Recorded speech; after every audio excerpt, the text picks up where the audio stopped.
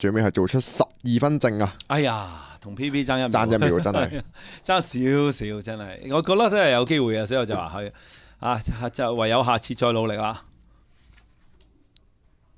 咁啊，始終啦，德格利話齋啦，3000障礙都係一個新啲嘅項目啦，喺香港都係一個較為新嘅項目啊，女子組嚟計。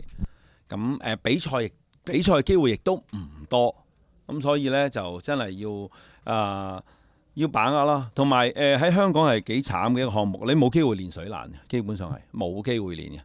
我哋喺康文署嘅場係唔會有水欄俾你練嘅。咁除非你係精英運動員喺體院嘅，因為係冇機會接觸，冇得練。即係我跑咗，唔止我當年嘅對手啊，漢季1年破7次香港紀錄都好啦，佢都從來未練過水欄。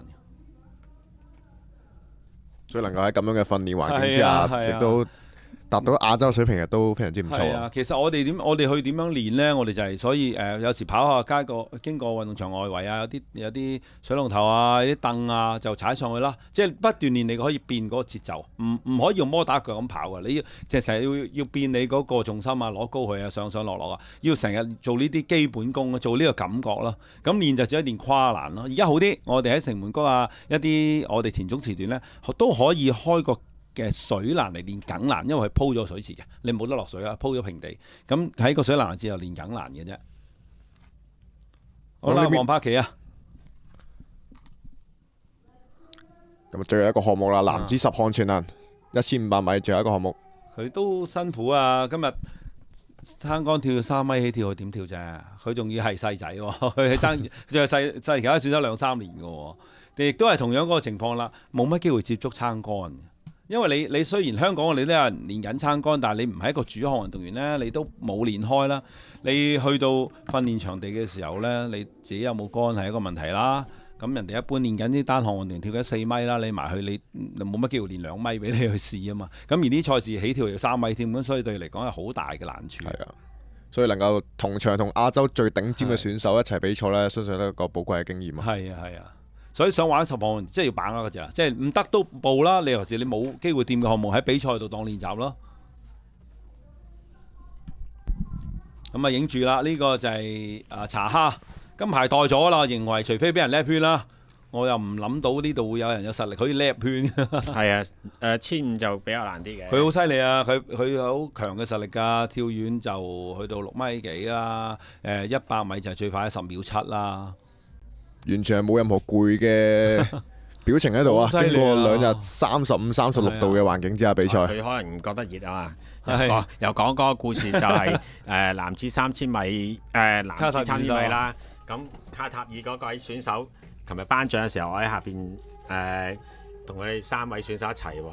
咁咧，阿簡子傑同埋佢啦，同埋日本選手啊，咁啊話我話好熱喎。佢話嗰個選手話：我哋49度啊，呢度涼，今日唔熱啦。所以某程度都係半個主場啊！呢度係我哋主場啲運動員都適應唔到。咁1500米呢就係3圈大半嘅，跑1500米嚟講呢，就都好講速度，再加耐力，即係同800米就唔同。係啊，咁啊兩位哈薩克選手咧就比較大意啦，佢哋對於自己嗰個撐杆跳好有信心，就3米7先起跳，但係結果喺3米9跳，因為等得好熱身啊，即係等得太耐，個比賽佢可能個幾鐘頭之後先開始跳。好啦，1500米開始咗啦，步速都唔慢喎。咁有啲選手係知道一定贏，最緊要完成就梗係穩陣。太郎放出嚟喎，穩陣啲㗎啦，一定唔會話走到自己抽筋㗎。井原虎太郎呢，就 PB 嘅分數係6809分嘅，咁啊緊隨其後應該係中華台北嘅吳成佑，佢兩個都係6800分左右嘅實力嘅。好，啱啱第一次過嚟呢邊直路嘅時候呢，就冇人肯放嘅，唯有日本選手井原虎太郎帶頭啦。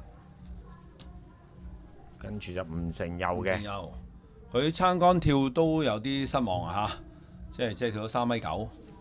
係啊，講起撐杆10項全能就諗起李福恩啦，當年即係永遠都諗起㗎啦。如果見到中華隊波選手玩十項，佢攞到應該係亞運嗰年啊，應該係啊，佢4米起跳啊嘛，過唔到啊嘛。係，但係對佢嚟講練習嘅高度嚟㗎嘛。練習都唔止啊，好似佢 PB 係5米嗰類嘅。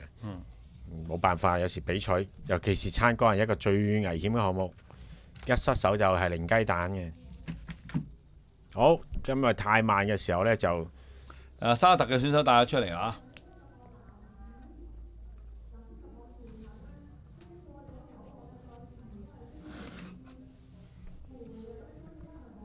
暫時呢個速度就唔會好快㗎啦。大家最緊要都係完成嗰個比賽，唔好抽筋。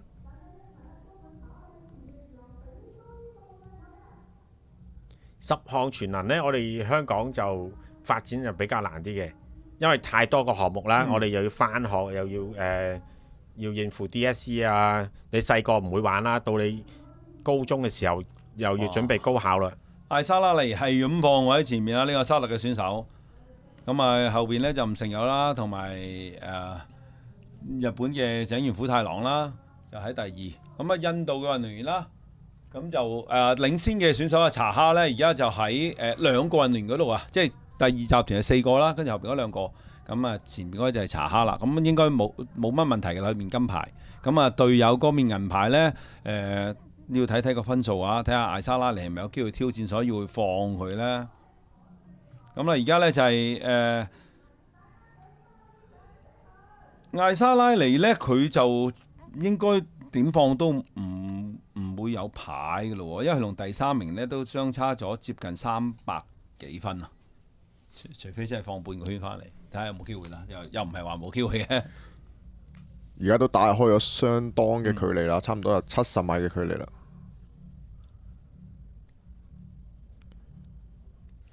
咁啊就係304號呢，就哈薩嘅奧美沙基呢，佢就係喺撐杆跳呢，就係選擇3.7米先起跳，咁就係覺得佢呢，即係攤到凍晒，佢即係等咗成個半鐘先至跳，咁啊又發揮唔到自己水準，咁而家佢就喺第2位啦，就係咁佢呢，就要保住面銅牌。同埋可能挑戰銀牌嘅，佢同阿烏卡呢，另一位印度選手呢，係相差132分嘅。咁但係烏卡你見到呢，就一路望住佢呢，係同阿吳成友一齊拍住個132分，你心裏有數㗎啦嚇，應該就你加速我咪死刀筋咯，即係保持到計咗幾多秒，我哋相差幾多秒，我唔輸過俾你，可能係15秒，咁我就保住咗個銀牌㗎啦。咁所以望住嚟跑嘅，好辛苦㗎，所以變咗呢，奧美沙基係自己喺前面係咁走，咁啊帶頭嗰個更加唔使講啦。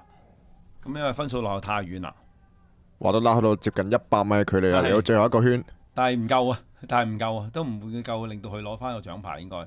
好啦，衝線啦，應該最後隻路，佢都係挑戰自己㗎啦，到啦嚇，係430，睇下可唔可以做到2日之內咁高溫之下，哇！爭啲叻圈添喎，我哋香港嘅選手431。黃柏奇就啱啱好，唔使俾佢追過。4分31秒89啊！最後衝線時間，哇！後面運動員全部都衝翻晒上嚟啦。咁啊，奧美沙基啦，吳成友啦，咁啊烏卡就應該係銀牌頂得住啦，同奧美沙基嗰個分數要計分啦嚇。咁啊，阿吳成友亦都係贏唔到奧美沙基嘅話呢，佢都攞唔到獎牌。咁啊！而家你見到呢個印度選手翻嚟呢個呢，就係冠軍人馬啦，查哈。咁佢喺9個單項入邊之後已經係有6685分嘅啦，冇錯，破7嘅啦，可以相差400分啊！見到佢都完全冇任何嘅顧慮啊，衝線都舉晒手啦已經。咁啊，其實以阿黃柏奇嘅年紀呢，就係呢個1500其實唔係慢啦，呢對手水平高嘅，即係如果10項佢唔係主項。都好辛苦嚟呢一度，係佢都係6分到啦，翻嚟嚇6分先喎，即係都要4分批喎，到嚟第10項係嘛？係啊，好辛苦啊，捱翻嚟都。總之就最緊要完成到賽事。係好可惜嘅就係撐杆跳就冇成績啦，因為3米起跳啊，佢同另